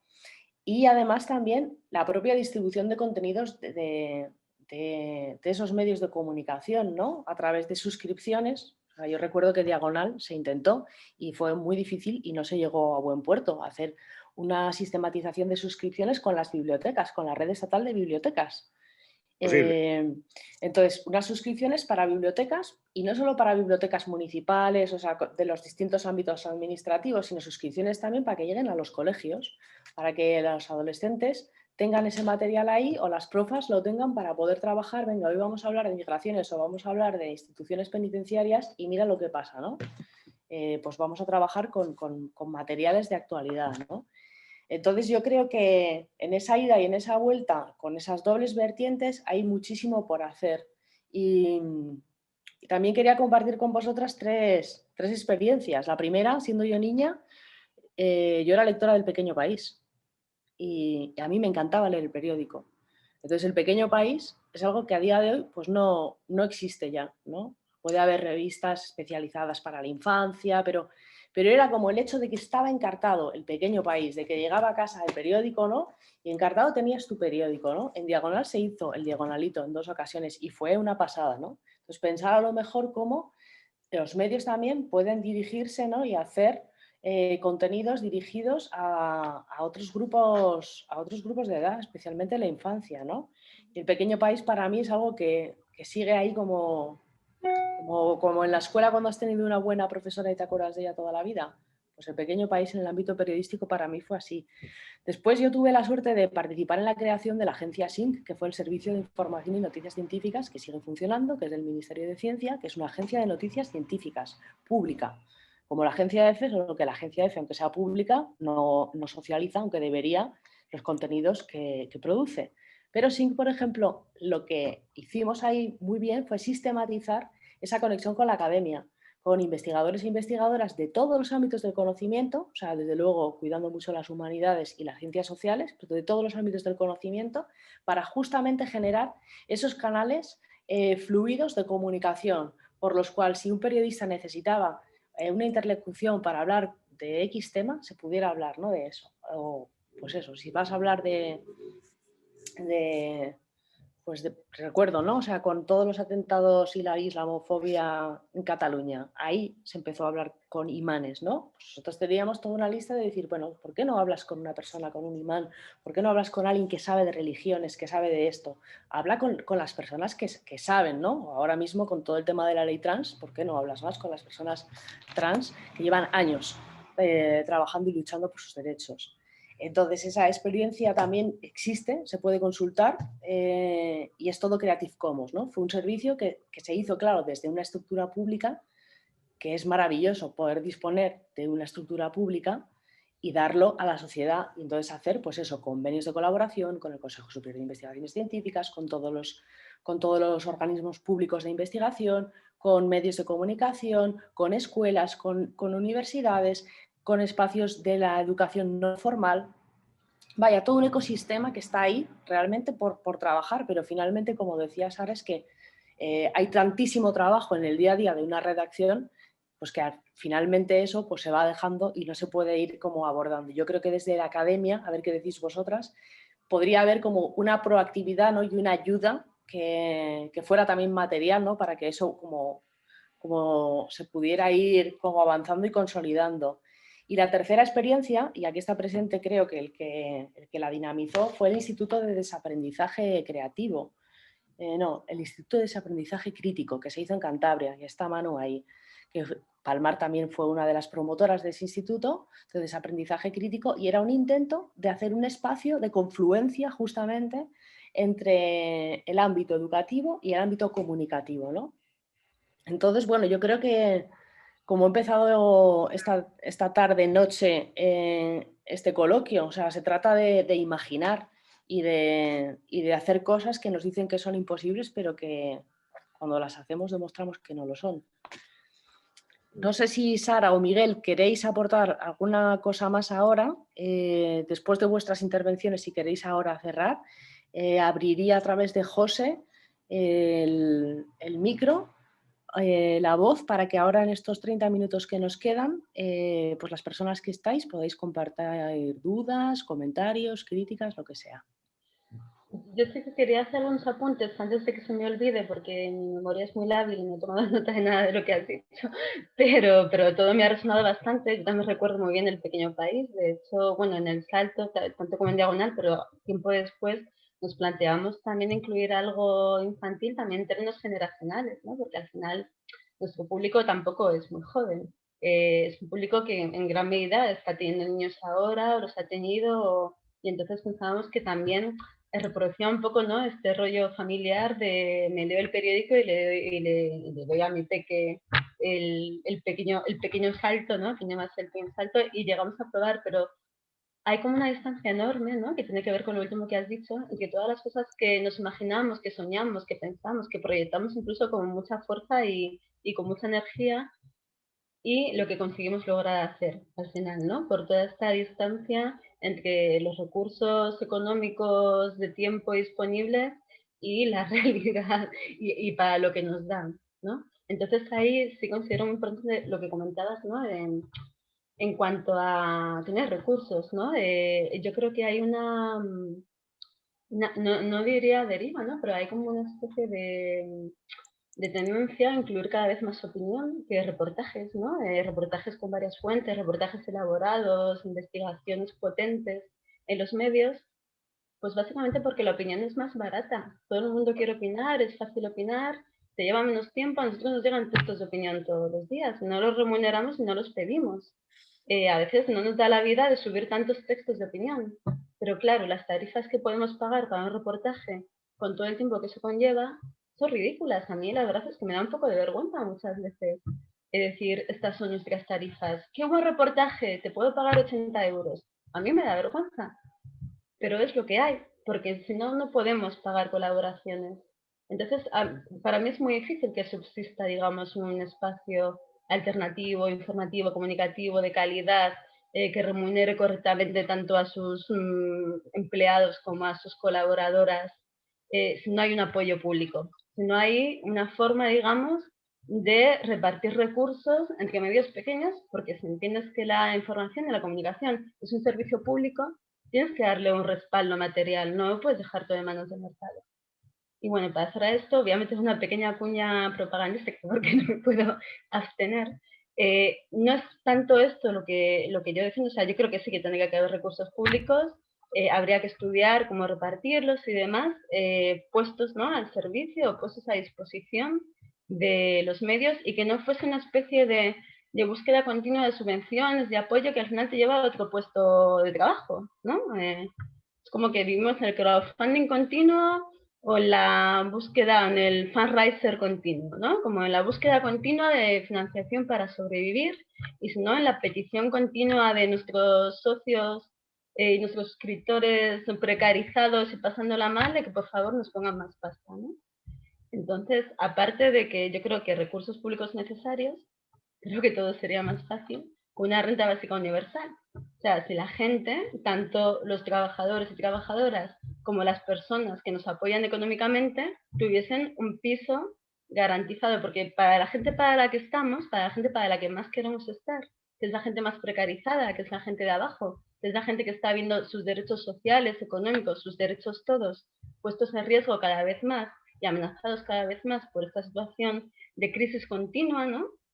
Es difícil apoyarnos, ¿no? Y creo que esa asistencia material garantizada, ese piso, democratizaría también el acceso, tanto la producción como el acceso a la información. Totalmente de acuerdo con Sara. Una de las cosas que hemos hablado y digo una cosa muy breve y ya está, en la plataforma es que nos podamos constituir en un colectivo que sea capaz, por el volumen de lectores que tenemos, de optar a la publicidad institucional, que sería una de las maneras en la que lo público podría financiar a este tipo de periodismo, ¿no? Claro, eso es un largo debate. La publicidad institucional, la ley de publicidad institucional es previa a Internet también, y luego cuando se adapta a Internet se hace bajo la presión del lobby de los grandes editores, con lo cual lo que prima es el sistema Comscore, que es un auditor, como sabéis, de audiencias, que, por decirlo brevemente, le da mejores resultados a quien más les paga. Es un auditor basado no como Google, que cuenta uno a uno los lectores, sino que hace una estimación a fin de mes de cuántos pinchazos, y entonces así, si sumamos los pinchazos del Mundo, de Confidencial, del País, del Periódico, del Español, etcétera, sale que en España hay unos 3.000 millones de habitantes, porque suman cada vez que alguien pincha algo, lo suma a Comscore y encima lo multiplica por varios, con lo cual, en fin, son unas cifras imposibles, ¿no? Con lo cual, para los medios pequeños, que además publicamos menos, es imposible entrar en ese reparto, imposible. Esto es una medida institucional en la que habría que influir intentando hacer lobby desde, pues eso, desde asociaciones pero también desde las asociaciones de consumidores o otro tipo de asociaciones deberían estar más implicadas en salvar ecosistemas mediáticos un poco más sanos y plurales, ¿no? Lo cual no sucede en absoluto. Es decir, la información se considera una commodity y que se busque la vida el que pueda y es el mercado amigos y ya si puedes y si no pues en el crowdfunding permanente y en el lloro permanente y en tener unas tarifas que no son dignas de profesionales del asunto, ¿no? La precarización, bueno, todo eso pasó, por hacerlo breve, con la crisis de 2008. Los periódicos aprovecharon la ley de la reforma laboral del Partido Popular para desmantelar las redacciones de periodistas críticos y sindicalizados y lo sustituyeron por un ejército de periodistas jóvenes acríticos y sin posibilidad de sindicarse y básicamente eso es lo que hay. No hay relaciones laborales en los grandes medios, han desmantelado los talleres de impresión, han desmantelado las redacciones de buenos periodistas y claro, pues como la mitad de los periodistas que hay en España están en el paro, pues pueden hacer reportajes por 80 e incluso por 40 euros. Entonces este es el problema básico al que nos enfrentamos, ¿no? Que no, bueno, nosotros estuvimos los 2 primeros años trabajando pro bono, los fundadores de la revista, para poder sacar el proyecto adelante. Y ahora que tenemos un sueldo, pues claro, pues estamos en esas tarifas. Nosotros podemos llegar a pagar 100 por un reportaje si es sobre el terreno y si tiene una foto y si se ha jugado prácticamente la vida en la persona. Pero si no, pues podemos pagar 80. Y en efecto la opinión es mucho más barata. Y si son académicos los que opinan, pues claro, no se les paga porque es su aportación, digamos, al proyecto, ¿no? ¿Qué menos? Entonces, esa es un poco la situación en la que estamos, que es muy difícil, como decía Sara, mantener una estructura de periodistas no precarios que puedan estar trabajando para ti, para otro medio y no tengan que trabajar para 10 medios a la vez y que puedan hacer el trabajo con tiempo y calidad suficiente como para que eso se note en que los medios son cada vez mejores, ¿no? Esa es la gran dificultad. Nos quedan 15 minutos antes de terminar, porque tenemos que terminar puntuales por la plataforma. Hay personas que se han ido despidiendo por el chat y han dado las gracias por todas las palabras. Pero ahora con los 15 minutos, José, no sé si quieres tú coordinar algunas preguntas o comentarios que hay aquí en el pequeño grupo selecto que nos hemos quedado. José, no tienes el pinganillo encendido. Sí, creo que Jeffrey se encarga de esto. Bueno, lo que podemos usar es el alzar la mano, esa función, ¿no? Que todos deberíamos estar acostumbrados ya por nuestras clases y tal. Y así será más fácil. Voy a empezar yo, si no hay nadie. Sí. La pregunta. Gracias, Jeffrey, y gracias a Miguel, a Sara y a Laura por la sesión y por toda la información. Yo, pensando en la plataforma y en la confluencia, por eso titulamos este apartado Confluencias, en la confluencia de necesidades, de medios y de ayudas, se me ocurrió preguntaros a Sara y a Miguel, porque además esto va a quedar grabado y otra gente luego lo va a poder escuchar. ¿Cómo hacemos la suscripción bibliotecaria? ¿Cómo podemos imaginar? Porque, claro, yo puedo ir a mi bibliotecaria y decirle, quiero empezar a recibir el contexto mensualmente o quiero empezar a recibir el salto mensualmente para poder utilizar en mis clases de historia contemporánea, por ejemplo, y en lugar de utilizar el libro de texto, porque cada vez estamos usando menos libros de texto y más artículos, ¿no? Periodísticos o reportajes. ¿Cómo se facilitaría esto? ¿Cómo podemos imaginar un protocolo bibliotecario que los bibliotecarios de este lado, por ejemplo, puedan comprender? O incluso en las clases de español, ¿no? Yo estoy pensando en la cantidad de estudiantes de español que tenemos que están leyendo cosas de libros de texto que a veces no tienen ningún sentido y tenemos una riqueza de información en la prensa contemporánea que podemos aprovechar. Entonces, ¿cómo sería ese protocolo, Miguel, Sara? Y si podríamos trabajar a lo mejor en armar uno para que las bibliotecas puedan suscribirse y podamos tener acceso con los estudiantes a toda esta producción, ¿no? Bueno, en nuestro caso es muy sencillo, hay 6 o 7 tipos de suscripción distinta, con o sin dobladillo, con bolsa, con chapa, etcétera, con merchandising, sin merchandising. Y hay una suscripción pensada para este tipo para organizaciones, colectivos, universidades, institutos, que es una suscripción anual que da derecho a 10 suscripciones por 450 euros anuales. Es, digamos, la suscripción colectiva que inventamos al principio, de las cuales tenemos 4. Hemos tenido algún grupo parlamentario, hemos tenido una empresa, una consultora, en fin, cosas bastante marcianas y ninguna universidad, por ejemplo.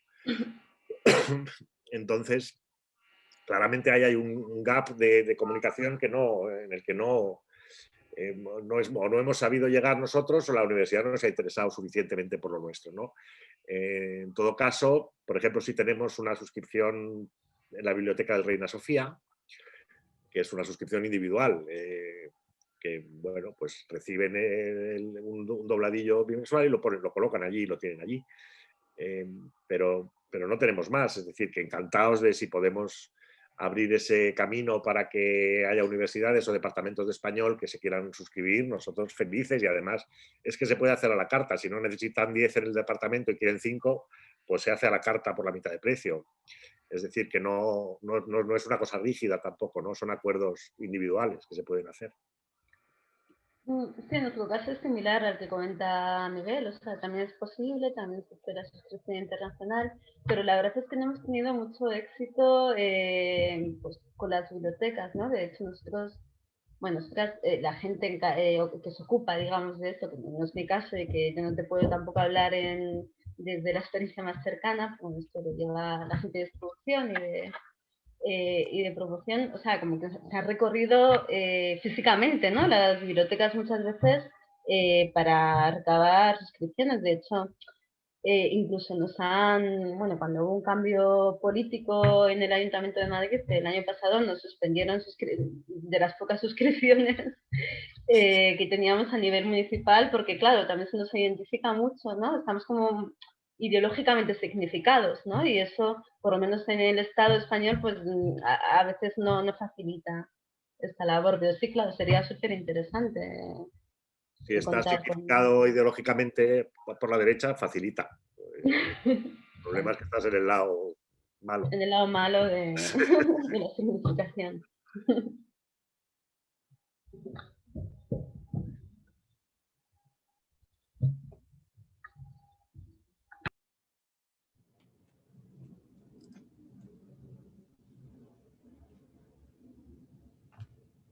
Nada más. ¿No queréis saber nada? Moreno Caballud, pregunta algo, que tú has colaborado en Contexto. No sé si has cobrado, por cierto, ¿has cobrado? No he cobrado. Solo faltaría, como decías tú, solo faltaría.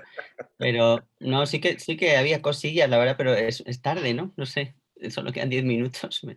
No sé, la verdad, cuando decías, Miguel, cuando hablabas un poco de la universidad, con estas, un poco así como, no sé, como esta imagen un poco de la autoridad y la abundancia de medios, también, bueno, decir que, no sé, relativizar un poco eso también, no sé, en Estados Unidos los datos son escalofriantes, yo creo que en todo el mundo, de precarización también, ¿no? Obviamente de la enseñanza universitaria también y, por supuesto, de las demás ni hablemos. Y la otra cuestión de la autoridad, no sé, yo creo que justamente esto que hablabais al principio un poco de esta proliferación de la palabra, nuestra democratización de la palabra que se dio muy fuertemente, ¿no? Alrededor del 15M y en los años posteriores, pues yo creo que justamente también ayuda un poco a borrar esas cosas, ¿no? Que a veces uno leía cosas y no se paraba a pensar si las había escrito un académico, una activista, porque éramos todas un poco todo a la vez, ¿no? Y yo creo que eso tenía su gracia también, ¿no? No sé, yo me andaba dándole vueltas un poco a esas cosas, ¿no? Y quizá es una pregunta muy larga, ¿no? Para otra sesión, No, pero es verdad que hay académicos y académicos, claro que sí, claro que los académicos jóvenes y además muchos de vosotros tenéis un pulso periodístico, ¿no? Lo tenéis en la escritura, no tenéis ya, digamos, el estilo pomposo de la academia, ¿no? Eso ya no existe en muchos casos, ¿no? No hay pedal, no sois pedantes, ni sois pomposos, ni sois ni escribís desde una torre de marfil, al revés, ¿no? Claro que hay que diferenciar. Yo estaba hablando básicamente estaba pensando en los profesores de ciencias de la información, básicamente de la Complutense, que son dinosaurios en su gran mayoría y que además han cerrado el paso a los jóvenes. Bueno, pues no vamos a hablar de la endogamia de los departamentos ni nada de eso, porque no es el caso, pero eso es así. Y es verdad que nosotros hemos intentado, seguramente hemos dado más voz a gente que está interina y precaria y haciendo doctorados que a grandes dinosaurios, por nuestra propia naturaleza también un poco heterodoxa, ¿no? Pero claro que sí, ¿no? O sea, yo estoy encantado cuando escribes tú, cuando escribe Germán Labrador, si escribe Palmar, o sea, las nuevas voces de la universidad, por supuesto que da gusto contar con ellas en contexto, pero hay una relación tensa también con los que, digamos, han mantenido el poder en las cátedras y no han dado espacio y pontifican, ¿no? O sea, nosotros aquí tuvimos una enorme polémica, por ejemplo, con Santos Juliá, que en paz descanse, porque osamos publicar una entrevista con Pablo Sánchez León de Sebastián Fabel, en la que, digamos, que discutía y lo colocaba pues como un dinosaurio de la transición y como un pope de la transición, y escribió una carta escandalizado diciendo que él jamás había tenido ninguna prebenda, etcétera, ¿no? Bueno, esa ha sido también un poco la función de contexto, ¿no? De abrir la revista a voces discordantes en la universidad y que discutieran los relatos establecidos, sobre todo el de la transición y de los que habían contribuido a hacer ese relato, ¿no? Y en ese sentido yo creo que ha cumplido su función y yo creo que esa es una parte del encanto que tiene Contexto para los jóvenes académicos que estáis muchos precarizados o muchos diseminados por el mundo y que veis en la revista un sitio donde se puede discutir esos relatos que en los mainstream evidentemente no se pueden discutir, ¿no? Pero bueno, hacía un poco la caricatura, sí, perdona, del viejo catedrático pomposo, ¿no? Pero vamos, que estamos felices de que la nueva generación Hay una cosa muy generacional en eso también, ¿no? Evidentemente hay una enorme brecha generacional entre una academia y la siguiente academia, ¿no? Igual que ha pasado en el periodismo, ¿no? Y la generación tapón, de la que hemos escrito bastante en Contexto, ha ejercido su poder igual en la universidad que en los medios de comunicación, ¿no? Y en otros sectores también, pero básicamente en esos dos, que es donde se fabricaba el pensamiento y el relato dominante, ¿no? Entonces, claro que es una batalla. En ese sentido, es una batalla bonita de librar contra la vieja academia que ha intentado imponernos un relato, por otra parte, totalmente falsario de nuestra propia historia, ¿no?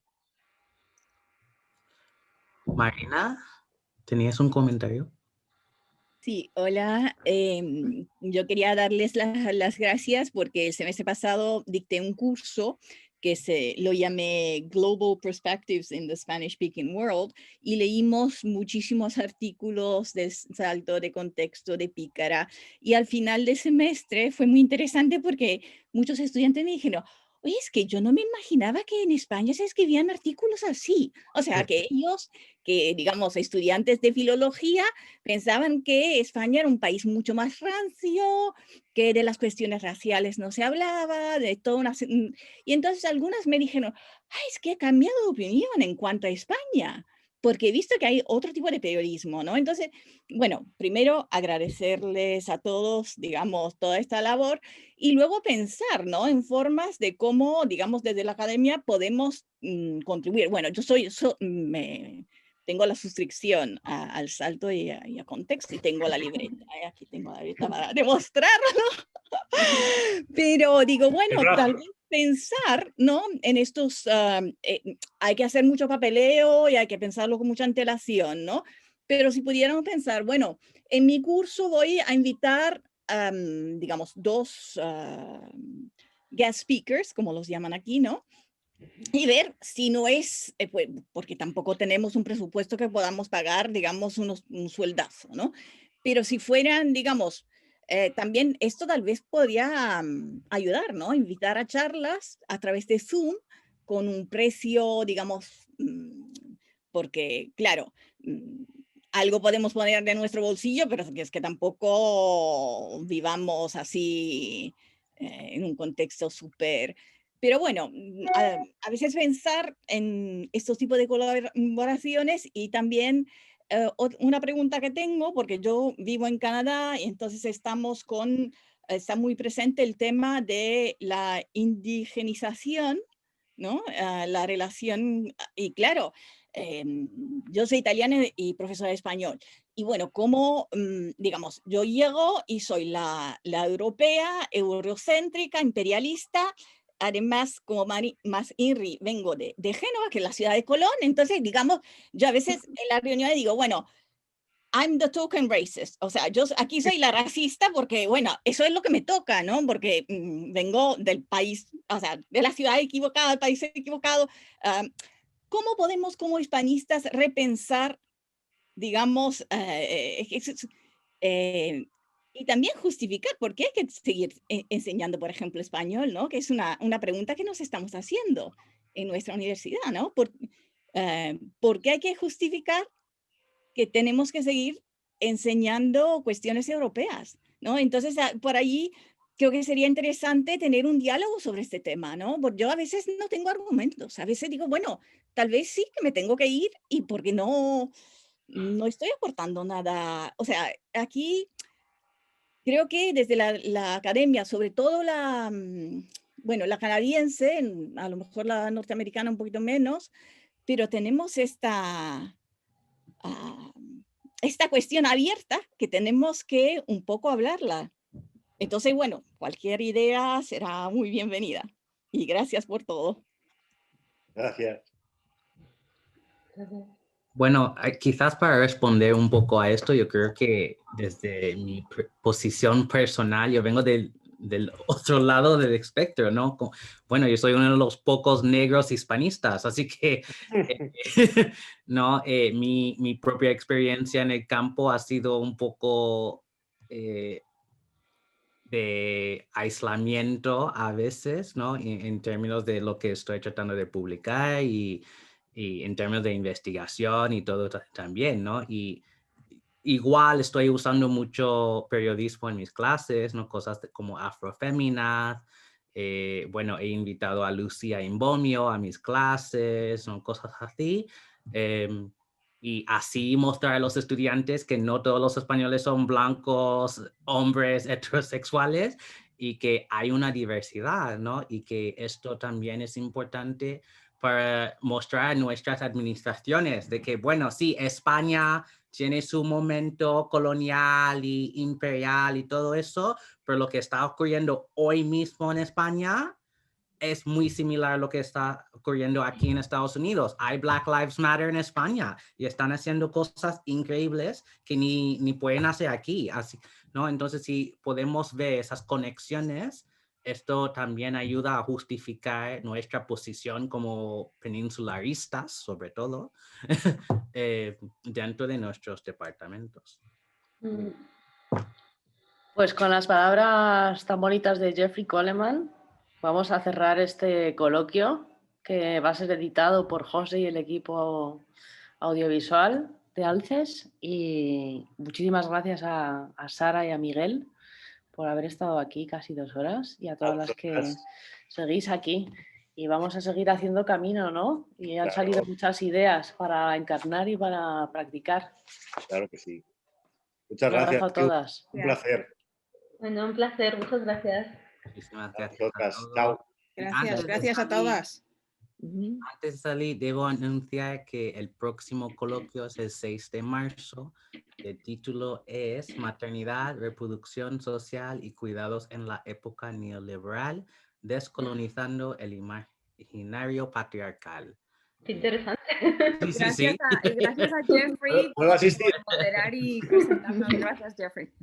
Así que muchísimas gracias a todos, a Laura, a Miguel y a Sara. Un abrazo, gracias. Gracias. Un abrazo.